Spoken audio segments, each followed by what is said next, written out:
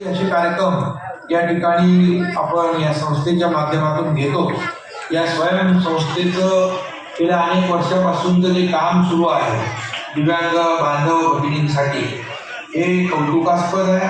तर म्हणजे एखाद्या परिवारामध्ये दिव्यांग जेव्हा मुलं असतात तेव्हा त्या परिवाराला फार चिंता असते, फार एक परिवार तो डिस्टर्ब असतो। मुलांचं काय होणार, भवितव्य काय होणार या सगळ्या चिंतेमध्ये पालक असतात आणि अशा प्रसंगामध्ये स्वयंसारखी संस्था पुढे येते आणि या दिव्यांग मुलांना एक आधार देण्याचं काम करते। मी मुद्दाम या ठिकाणी धर्मवीर आनंद दिघे साहेबांची आठवण करीन की महाराष्ट्रामध्ये पहिली शाळा दिव्यांगांसाठी जिद्द नावाची आनंद दिघे साहेबांनी सुरू केली महापालिकेची आणि मग अनेक संस्थांनी पुढाकार घेतला।